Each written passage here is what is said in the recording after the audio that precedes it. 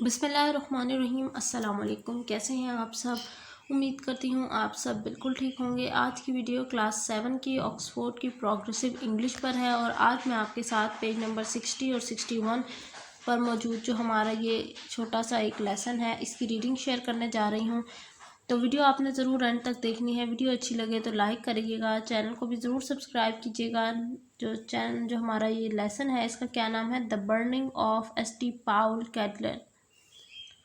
Before the fire, the Catalan of S.T. Paul donated London, rising clear above the other buildings. As it stood apart from other houses, the people believed it would be safe from the fire.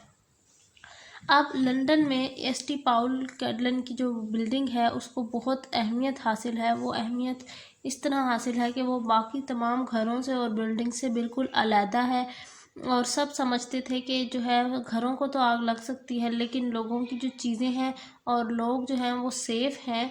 कहाँ पर? ST. Paul Catalan की building में।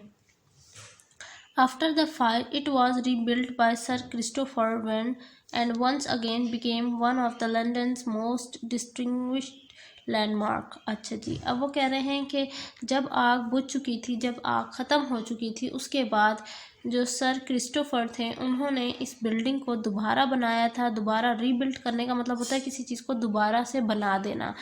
और फिर ये दोबारा एक दफ़ा फिर जो लंदन की एक बहुत ही मशहूर और अलग सी एक बिल्डिंग साबित हुई थी। लैंडमार्क उसी कहते हैं। ये देखिए, ये वो थी जी बिल्डिंग एस.टी. पाउल कैटलन की। नेक्स्ट पेज नंबर 61 पे। S.T. Paul Cadlan, the highest, greatest, most conspicuous building of all London, stood unwarned, visible. The fire dragged about it. The booksellers moved their stock into the crypt, all labelled, ready to be collected when the fire had died down. अब वो कह रहे हैं कि जैसे हमें पता है कि जो है एस.टी. पाउल कैटलन की जो बिल्डिंग है वो सबसे ऊंची थी और सबसे ज़्यादा देखी जाने वाली बिल्डिंग थी लंदन में। तो इसीलिए सब समझते थे कि ये आग से महफूज है, इधर तक आग जो है वो पहुंच नहीं सकेगी। लेकिन और इसी वजह से जितने भी बुक सेलर्स थे उन्होंने अपनी किताबें और जो भी इनकी इबादत गाहों के अंदर जो किताबें मौजूद होती हैं वो इन्होंने इसकी जो नीचे वाला पोर्शन था उसमें रख दी थी ताकि ये आग से बची रहे। The fire could not possibly go underground, they thought, so the livelihood of many London's booksellers would be saved. अब वो कह रहे हैं उनकी नज़र में यही था कि जो आग है वो इतनी जो है डाउन अंडरग्राउंड जो है मतलब यानी बहुत नीचे तक नहीं जा सकेगी। इसीलिए उन्होंने वो तमाम जो उनकी किताबें थी, जो उनके मज़हब की किताबें थी, उन्होंने वो वहाँ रख दी ताकि ये बची रहें। But that evening flame broken out on the cladded roof. लेकिन एक शाम को क्या हुआ कि जो आग है वो कैटलन की जो रूफ है उस तक पहुंच गई। Life brand carried over head by the wind had brought the fire to the St. Paul. अब क्या था? The flame were also intensive that a young scholar 1 mile away was able to read his books by the light of its flame. उन्होंने इतनी ज़बरदस्त तरीके से इस paragraph के अंदर तशबीहात का यूज़ किया है। वो कह रहे हैं कि जो है वहाँ जितने भी मौजूद बोर्ड्स थे जिनके ऊपर इश्तिहार लगे हुए होते हैं, अक्सर हम देखते हैं कि बड़े बड़े ब्रांड्स के बोर्ड लगे हुए होते हैं, उनमें इश्तिहार लगा हुआ होता है जी इस तरह के ड्रेस आ गए या इस तरह की डील्स आ गई हैं, ये इतने % ऑफ हो गया है। वो जो ब्रांड्स के इश्तिहार थे ना उनमें भी आग लग गई थी और उस आग की वजह से जो एस.टी. पाउल की जो बिल्डिंग थी उसमें भी आग लग गई। और आग इतनी ज़्यादा भड़कती हुई थी कि आप इससे अंदाज़ा लगा लें कि ये लोग कह रहे हैं कि एक जवान स्कॉलर, एक जो तालीम हासिल करने वाला बच्चा है, वो भी 1 माइल दूर से बैठे हुआ उस रोशनी में पढ़ सकता है। The Catalan became a roaring cauldron of fire. An eyewitness described the molten lead running down like snow before the sun and massive stones crashing onto the pavement with the force of an explosion. अब वो कह रहे हैं कि और जो Catalan की building थी उसमें से एक बहुत ही अजीब सी आवाज़ आ रही थी, चिंगाड़ने की, चीखने की।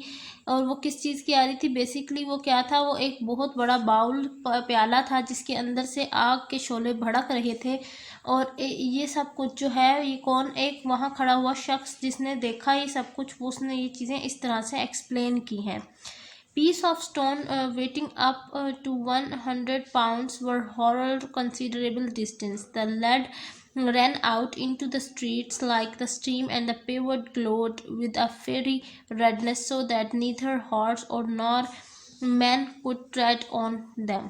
अब वो कह रहे हैं कि आग इतनी ज़्यादा भड़क हुई थी कि वहाँ पर मौजूद जितना भी मेटल था वो सारा जो है स्ट्रीट की, मतलब नदियों की फार्म में जो है वो बह रहा था। और जो वहाँ की सड़कें थी वो इतनी ज़्यादा गर्म हो चुकी, वो इतनी ज़्यादा गर्म थी, इतनी ज़्यादा उसमें रेडनेस, सुर्खी आ चुकी थी कि ना इंसान और ना ही घोड़ा उस पर घोड़े पर जो सवार इंसान है वो भी वहाँ से नहीं गुजर सकता।